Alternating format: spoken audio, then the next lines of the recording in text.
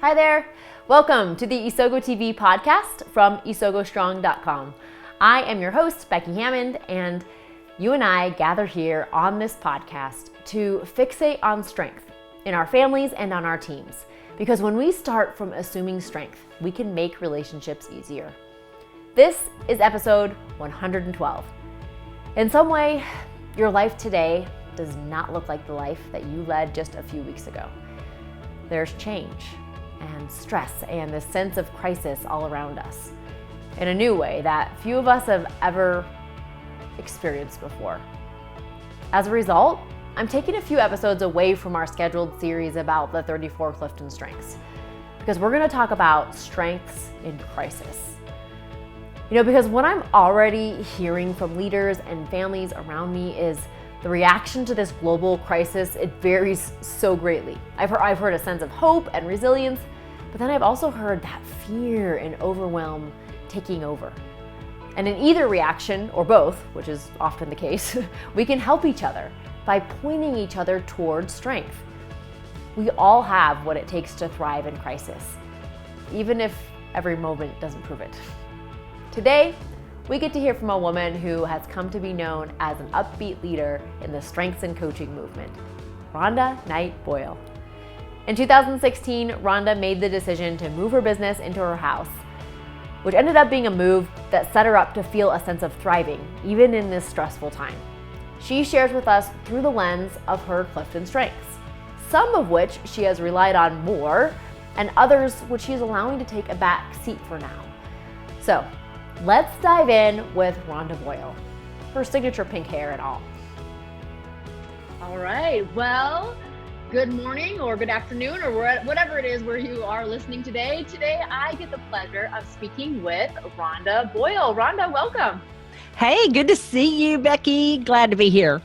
Oh, I'm so glad. It's good to see you too. And with all your pink accents, your signature is coming strong, and I just love being able to see that in person.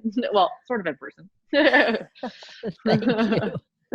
Well, we are talking today. We're in the middle of a series called Strengths in Crisis, because this world, no matter what we know to be true or believe to be true about what's happening, this world is getting turned upside down. And we are certainly all living in a state of crisis, whatever that might look like for all our individual stories. And so we are going to chat with you about that today and what it has looked like for you to lean into your strengths in crisis, to call up other strengths or use them in a different way. And so why don't you just kind of launch us off by giving us a little idea. Everyone get to know you a little bit. What was your life like before this coronavirus mess? I was going to say mess. I'm sorry. Coronavirus hit the world, this crisis. What did you do for work? What's your family like? And then you can just kind of take us into what has changed since your world has been disrupted by crisis. You bet. So thank you for asking. So I think, honestly, my personal work world hasn't changed that much because I've been home and had an online coaching business for years now. 2016, I made the decision to come home. So, it's been some significant years. I've learned a few tools, and what has actually changed for me the most really is my clients. So I am seeing their crises, and how this situation is impacting them, which of course does impact me. So I'm having fewer client calls than I was before, which I think is pretty common for, where I'm at. And so that has been significant. But again, for me to be sitting here in this chair, I have my own online show, a couple of them, and, so I have been able to really, I think, thrive in the same, by continuing doing what I was already doing. Yeah, you kind of you're looking back going, wow, I made this decision and look how it set me up for this time. Of course, it's been working well for you even over the last 3 years. And now all of a sudden, wow, maybe I have been working all the way up to here to be able to be one of the stable people in this type of crisis. Yeah, I think so. And, for me, I guess the thing that has changed is just being present. It's not really changed. It's just kind of altered Hmm. where I'm at. It's trying to be present in the moments and aware of where I am and what's going on, and being present and available to other people who I can help no matter where they are, whether they're in my ideal client, network, or whether it's just a mom, who's now homeschooling her kids. And a lot's changed about that for me. And but still, it's being able to serve people no matter what. Wow. Yeah. So then what what would you say has been some of the additional stress that you have felt as the crisis has kind of continued to build? Well, I think what I have seen for myself is how my talents, my natural giftedness has come into play. Like at the beginning, when this happened, I don't know, maybe late January, February, there was a lot of conflict around, is this real? Is this not? How is this going to be stopped? Okay, it was just, there was just so much disinformation that I started seeing people really tank fast, and I could feel them. I could see them in the way they were showing up on social media and so forth. So we're talking about 4 to 5 weeks ago. So I stepped up with my positivity to try to joke away. I started posting memes that were funny about the what was going on, and so that worked to uplift me and to uplift other people. And so it would be fun because at night I would post something like, post your favorite meme about the coronavirus today. And so it was a way for people to engage. So that's all what has always been a gift for me to be able to use, is to invite other people to engage, because I just want to play. I've got woo and communication. I want to and positivity. So it's like, where's the party? I got to have a party, and we're going to have a party now. So anyway, then very quickly of the pain, right? Like, how do we help bring people out of that or make it lighter so that we can connect better, so that we can continue to have an uplifted humanity instead of where the spiral down that it seems like a lot of people are taking? You bet. Yeah. Well, so that was probably my I'm going to say that was my positivity and communication coming up, like, oh, this is just going to be, and I do a lot of work at transformation coaching. So I'm helping people, think inside of their imagination. Just imagine that virus flowing over, I go into my little woo-woo space, my connectedness. And well, people weren't interested in doing any of that. They really wanted to look at it as a crisis. And so that's when I started shifting in thinking about my ideal client and the crisis they were going into. And so I started, using my gifts to give them ways to cope, how to shift their view and so forth, how to look above the crisis. And so I did that for a little bit. So, we're talking a month ago. And so as it has changed and the situation has changed, and for lack of a better terminology or better way of putting it, and I know that about 3 weeks ago, it took a dire turn. Yes. Yes, I understand in everybody's perception. Yes. Suddenly we weren't talking about just people getting ill. Now we had a worldwide crisis, and we had information just constantly bombarding that brought forth a lot of fear. And so for me, I noticed a lot of disinformation. Like the one publication might say one thing in the morning, and then later they published a completely contrasting article. And so the truth became really hard for me to find. Yes. And it was constantly changing. So I found that at least in a group way, like a mass way, it was not as easy to reach people. Yeah.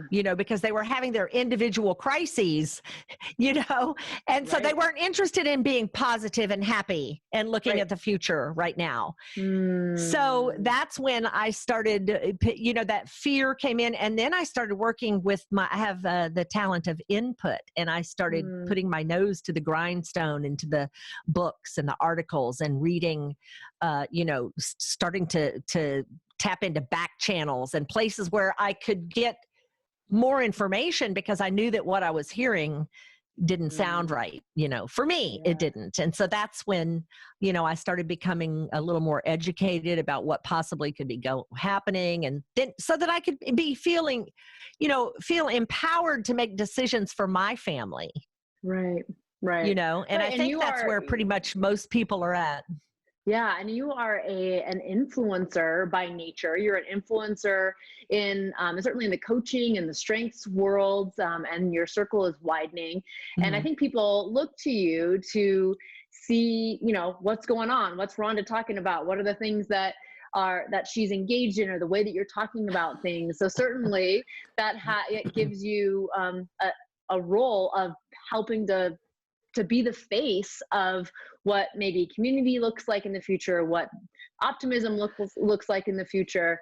And so, in some ways there's a role and a responsibility there that it sounds like you were kind of trying to lean into.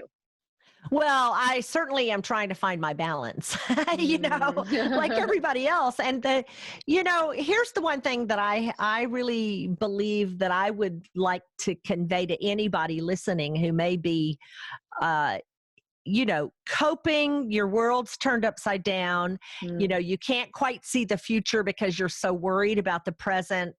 Yeah. And, this is an opportunity really for us to examine where we're at and what we actually want. Because I think, I believe anyway, I'll just say that it's my belief that there will be major changes coming from this. There will be some permanent things. Things are going to change in permanent ways. We don't know yet what that's going to look like. It'll probably take a few years even for it to all wash out. So the question is, I think that many of us have recognized that we were caught in like that thing called busy. Yeah. They're so interesting. There's a stress element because it's a real element. I was just talking to a friend the other day that said that she is using her salary to pay her kids' salaries, basically to pay her kids' expenses because they have lost their jobs, and she is trying to help them stay afloat. So there's some real stressors. These aren't made up stressors, right? But then it's also, what does that look like when we're trying to figure out what the new normal is going to look like? How can we use our strengths or whatever other tools that we have to start to say, okay, what are the things that I want to hold on to from this period? Because there's also been some good things, some benefits that, you've been seeing it everywhere. It's like, well, at least I've gotten to spend some more time with my family than I have in years. I talked to one person, and hopefully you like them. Yeah. Hopefully you found out, I actually like you better than I thought. There's some sad cases there too, where you're not, where people aren't finding out that they like each other better than they thought. The busyness that you're talking about, though, I feel like that is a common theme that people are finding, like, whoa, I always knew that I needed to put this particular strength in check, or I needed to dial back on my schedule, but I didn't do it. I thought I couldn't. And so I didn't. And now all of a sudden I'm forced to, and there are some things that we want to keep, we want to keep that walk down to the dinner place with the family instead of just jumping in the car and driving there right away. Right.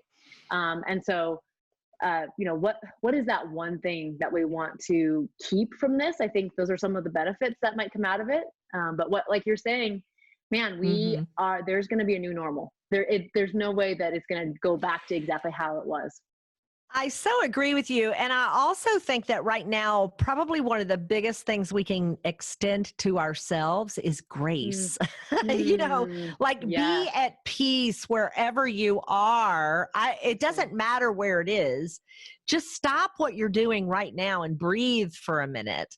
Mm. Because, first of all, you don't breathe when you're stressed. That's a proven Right. fact biologically.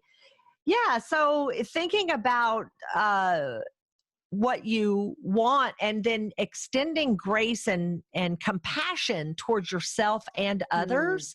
I really think it's that those are the things now, if you can consider that success, if we could have defined success, Mm. a month ago, it would have been, uh, you know, meeting your goals, Yes. money, making money. Success means things, vacations, the best car, a new zip code. Success means all of those things. Mm. And I do think that if you can take a step back, you realize it's none of that. Yeah. Those are the things that you can have, that you're doing. Those are definitely things that you're doing so that you can have a life. It's that Mm. old adage of don't get so busy building a life that you forget to have a life, or something Yeah. along those lines. I That forget you who said missed your that, but life. Yeah. I think that's where a lot of us have been. Yeah. No, I think you're right. There's definitely the opportunity to be thinking about how have I built my life and do I like it like that? Is it what I really want it to be? And I know there's some people that are just itching to get back to what they were doing because they haven't been able to do it. But in everyone's life worldwide, this is a pivot point. No matter, so it depends on what we decide to do with it. It is how the next is going to project the next part of our own lives for sure. Yes, and I think that if you get stuck looking at what's wrong, what's not working, I'm worried about the bank account and how I'm going to pay the this, and I'm worried about the food, and I don't know what about the kids and the school if you stay there, then you're not preparing for the future. In order to prepare for the future, you can look there to springboard into what you want, but you need to be focusing on what you want instead of what you don't want more of. Right, for sure. Now you've mentioned a few of your strengths. Why don't you just give everybody a list out of what are your top 5, or actually maybe what are your most important strengths to you right now of your dominant strengths? So right now, the talents that I see really operating most powerfully in me are my input, because I'm doing a lot of research, my adaptability. It's kind of interesting because these are not my top. These are actually 6, 7, and 8. My positivity, my hope for a future, that there is a future that's better than what we have right now and better than what we had before. My adaptability, just because I'm bending and flexing and just kind of going with the flow, and really, again, being extending grace and charity to myself for not, there are things I, quote, should be doing. Guess what? I don't want to do them. Yeah. I just don't want to do them. And so that's okay. I'm going to think about that a little bit longer. There's a reason I don't want to do them. Yeah. There's a reason. So there's an uncertainty somewhere, and I'm okay just to kind of chill, with my adaptability. And then positivity again. So communication is always, I never shut up, Becky. I've never. So I'll tell you which talents. Well, I'll tell you the talent that I have just about, and this is not the first time this has happened, and so I fully recognize it. A talent that I've kind of turned off, if you will, or dialed down would be my woo. Interesting. Tell me about that. My woo is, well, it's just I'm not out and about among people a lot. I am among people here behind the scenes, and I love that. Right. Woo generally loves a crowd. Yeah. And, with Maximizer and Woo, I want it to be a big crowd. Yeah. And actually, so that woo. Totally. I've spoken with several other people who have woo that are having a harder time. You know, they're saying, well, I certainly don't get to have that need met right now. You know, the need to have social variability, to have that bigger the better kind of crowd. Do you, what have you done with that? How have you, you know, you said you just dialed it down. How do you do that and still feel like you? Well, I am doing it. I just don't do it in person. Okay. Like I do it online in chat rooms. My communication actually is my communication is never separated from my woo. Yeah. You know, they work together in that's how, other than with my husband, you know, where I might go, you know, and wink at him. Yes. In order to woo, we have to convey, you know, I mean, I can wiggle my eyebrows at it, but I usually only wiggle my eyebrows at him.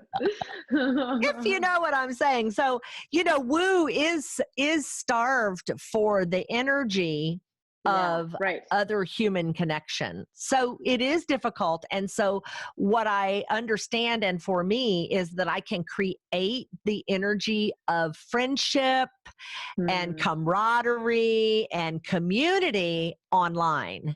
And so that's what I do. And I do woo online. Right. Yes. Well, and you have practice. I think some people with woo who are in this situation don't have practice in that regard. They don't have virtual woo practice, right?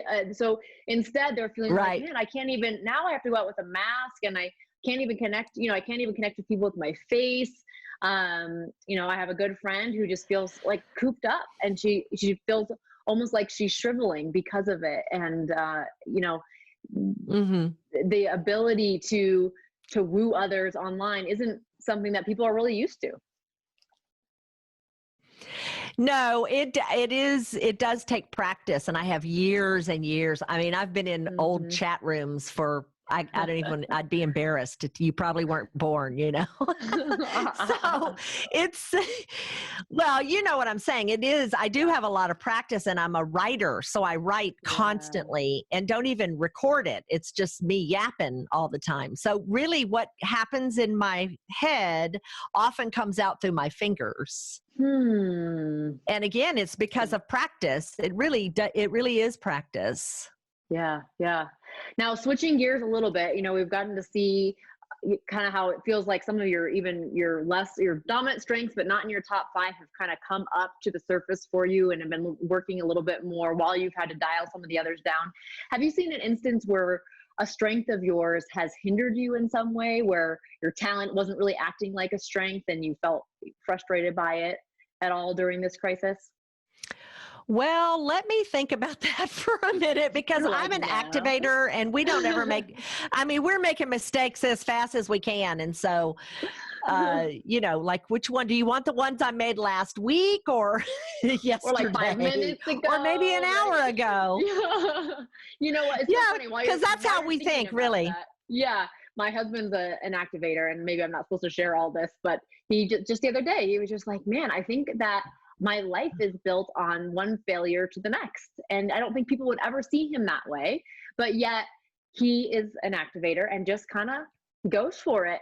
And in a way that I never would, because I would be like, oh, I'm not prepared. I can't do it. I won't go, you know? But yet, look where he is today. He's doing amazing things that he wants to be doing, that he's dreamed of, but all built on the back of one kind of misstep to the next in some ways. Well, the good news about activator is we're not afraid to take chances.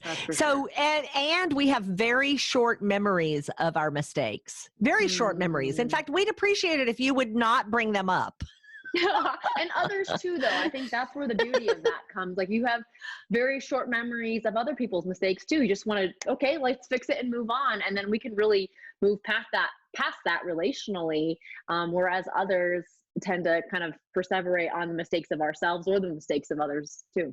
Yeah, it's absolutely true. So, you know, that's why I would really have trouble quantifying. I can't even think of a talent that has failed me because of that activator, because I don't see failure. Yeah. Like I don't really, truly, activators do not have the same sense of failure than, say, someone high in responsibility. You know, That's like interesting. we're Yeah. like, so what? It didn't work. Yeah. Yeah. So Yeah, what? so I was wrong. I had a lady in a chat box chat room recently. She was objecting over something that I said because there wasn't proof in double blind study about something. And I'm like, do you need proof to know that that's a possibility? Like, you know, and I'm okay with being wrong. Well, that's ridiculous that that you would be okay with being wrong. Well, how else do we move forward? You see, talking about it in right or wrong, talking about mistakes as failure, it just like doesn't go anywhere.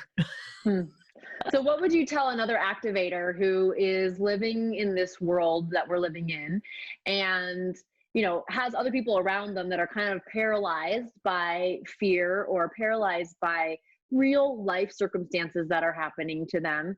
As you know, if you're now talking to another activator, how would you help them see what's beyond their own lens? So activators very often see opportunity, even for others. So we see our own opportunities, but we also see opportunities for other people. So what an activator can do is listen to the story and then look for opportunities that they may have missed. So that we can share those. Of course, you know, I have ideation is my number one talent. And so you're going to get a whole bunch of them and they may not even be right. And see, I'm okay with being wrong. They're to me, they're just ideas. And if you don't like them, then hang on a minute. You know, because I'll have about a dozen more if you ask me a question. So it's really learning how to work with. Yeah. It is a matter of learning how to work with people's independent talents and to get the best out of them, isn't it? Yeah, no, absolutely is. And I think that's one of the things that we're kind of discovering or uncovering or just seeing in a new way, because it's not anything that's new, right? To understand that our strengths are different and our lenses of the world are different, and that makes us do things differently or see things differently. But in crisis, it feels like all of that is elevated. Like somehow the magnifying glass on our lens is like, you know, and we are just like going at it in kind of in fight or flight mode, right? Where we're just saying, okay, these are the things that I'm good at, so I'm going to do them. I'm going to do more of them, or it's going to overwhelm me, or I'm going to realize I can't do any of it. And so now I'm going to feel defeated or deflated. And so that's one of the things that we've been seeing in this series is, you know, all of us have different reactions to crisis based on who we are through our strengths. And based on how we've set our lives up, as you're demonstrating as well. And so it's going to affect us in different ways, and that each of us, because of the way we're wired, might have a different way that we can help the people that are around us. And you know, that's what we're kind of learning. And as we're interviewing people here, just realizing, yeah, like one interview is going to resonate more with somebody over another, because we all have a different set of strengths that we're navigating this crisis with.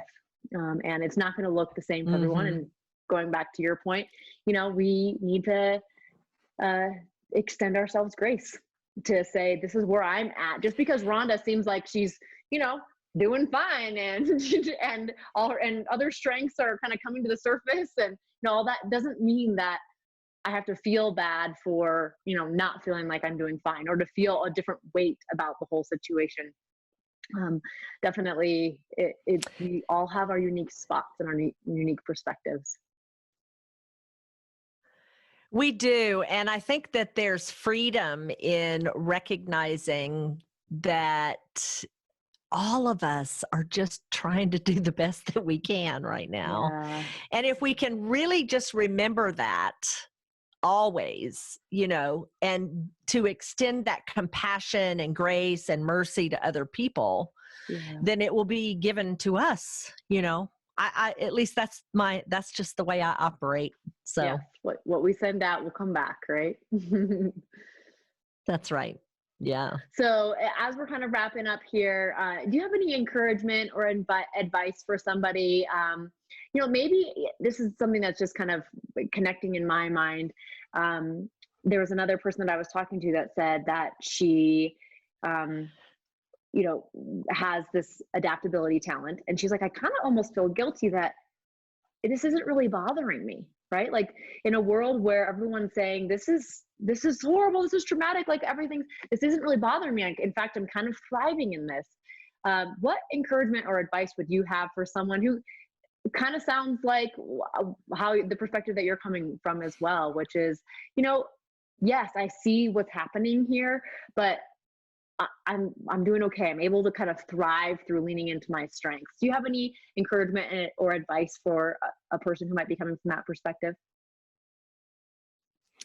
Well, I would say, first of all, be very grateful that you have that perspective, because there are a lot who do not. Yes. And again, remember, adaptability and other talents, tend to be able to change easily, quickly, without a lot of conflict. Like they don't internalize the conflict. They're like, oh, we're just going in a different way. And they move like that, which is amazing. And other people aren't able to move that quickly, so that's where they've got to be compassionate to others who can't, but to also constantly be sharing the other ways that are possible, because that's what people can't see that you do. Wow. You see the way to flow. So help them see the way they can flow, because you're going to see it probably before they will. Yeah, definitely. Yep. Yes. Well, thank you. Thanks for chatting today. Is there anything else that you are just kind of hoping or dying to tell people about strengths in crisis? No, just, really pay attention. That's what I would say. But now's a really good time to see, now that everything, you've been kind of like, all of us have been knocked off.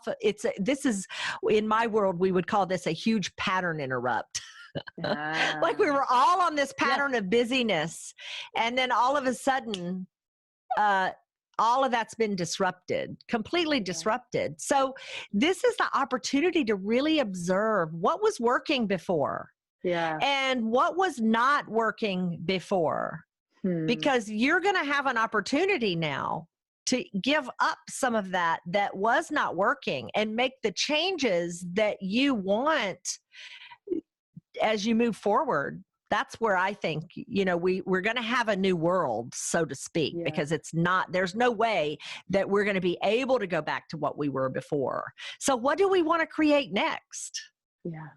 Harmony, safety, connection, authenticity, integrity, charity and generosity. Aren't these things we want to create in our world? So how can we start looking at those things instead of the chaos and the mess that, don't go there. That's right. And we've kind of had a global pause where, like you're saying, a pattern interrupt, where there's been, it's not just in your own life, which traumatic life events can do, but on an international scale, which in some ways is horrendous. In some ways, maybe Connectedness in Me says we look back and say this was a gift for a pivot of humanity. And each of us can be a part of that by just saying what was working, what wasn't, and what do we want this world to be. That's very true, Rhonda. Thank you for sharing that. I love that. Yeah, thank you. All right. Well, that just about does it, I think. So thanks for being on today, and look forward to chatting again real soon. You bet. My joy. Thanks, Becky. A pattern interrupter. That is exactly what we have all, globally even, found ourselves in the middle of, isn't it? Much of what we knew to be consistent and true have been shaken. But as Rhonda shares, that doesn't mean that our lives need to be shaken too. In fact, this just might be an opportunity to course correct and take life into the direction that you never could have imagined pre-virus. Rhonda Boyle is an active contributor in the Facebook strengths and coaching world. She hosts several live shows and is always taking clients at rhondaboyle.com. She's a spunky, encouraging virtual friend, and you'll feel lighter just by connecting with her. You can find her at a couple places. She has a Facebook group called Be the Very Best You, and you'll find links to that group and her website in the show notes on the Isogo blog. In the coming episodes, we will continue to hear from some amazing business owners, healthcare leaders, other coaches, friends, as they share their perspective and their stories about living through strengths in crisis. Since the goal of this series is actually to help each other, let's connect more. Over on Instagram, we can share how strengths have showed up in crisis. So direct message me with your story or your idea.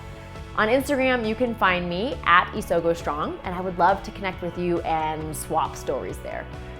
Also, if you're new to strengths, or maybe you're just getting spun up on what your top 5 is all about, and you're curious about what it might look like to feel more thriving, even in a global craze, I'd love to help give you a jump start as your virtual coach. It's super easy to start, and since you're here today, I'd love to give you $5 off. It's the Strengths Startup Virtual Coach Kickstarter, which makes it for total under 20 bucks. In this email coaching series for me, you'll get insights into your talents and strengths, as well as some action that you can take to make relationships easier around you, in stress and beyond. If you go over to isogostrong.com/strengthsstartup, you can check it out. Use the code VirtualCoach5 for $5 off. That's VirtualCoach5 for $5 off. I'd be honored to get a chance to get to know you. You and your strengths, they have the power to make a ripple effect in your family and on your team, and ultimately across the entire world. We can feel that now more than ever. The world needs your strengths. So learn them, love them, and live them in your own circles of influence. Until next time on Isogo TV.